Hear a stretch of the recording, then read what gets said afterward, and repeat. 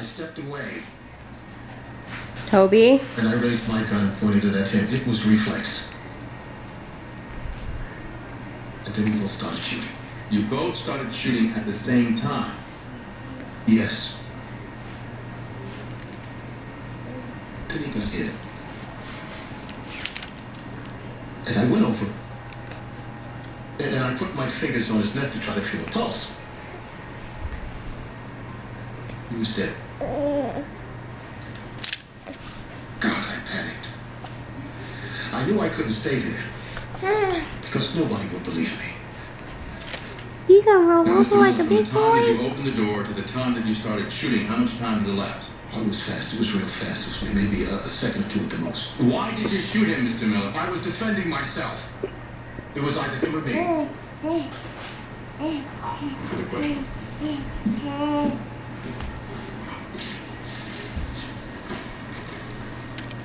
You were convicted on multiple counts of armed robbery in 1971? It was an act of civil disobedience. Getting compensation for centuries of repression. So you think what you did was right? It was justified by the times. And when you called on your supporters to murder police officers in the late 60s, that was justified? I've done positive things in this city for 15 years. For 15 years, Mr. McCall. Toby? You're aware that the district Toby. attorney is investigating the Riverside Action Project for fraud. There is no fraud. The government places restrictions on our services. And sometimes we have to push the envelope in order to keep families in their apartments. Selena Watts told you the DA's office was targeting you. Yes.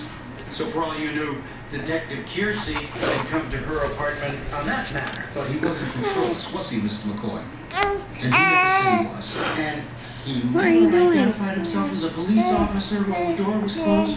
When the banging started, I was in the bedroom. Now, if he said anything at all, I didn't hear him. Oh, and nevertheless, you chose to answer the door with an illegal gun in your hand. There was a maniac trying to break down the door. When you opened the door, he pointed his gun at you. Yes. Because he saw a gun in your hand? No. Because he recognized me. I could see by the way he looked at me. Well, you say you'd seen it before, Mr. Miller. What was it? It was him, It was fear.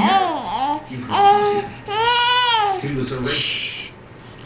Even if he was, you couldn't have known anything about that at the time. I could see it in his eyes. You were angry because of your nephew? Yes. Angry that he might have to spend the rest of his life in a wheelchair. How would you feel? Isn't it a fact that you took out your anger on Detective Kiersey? No.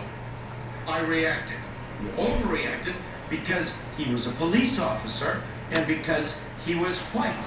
I had to make a judgment call in a split second. You made the same kind of racial assumption that you charged the police with? Toby? It's my life experience. So your own racism justified this killing. Is that what you're saying?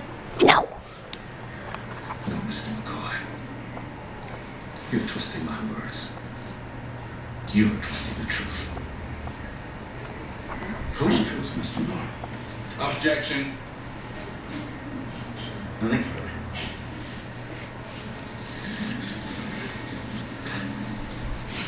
I think you have a very good picture of what the world looks like to Lateef Miller. A man whose suspicion of police was nurtured by the racism that existed and still exists in this country.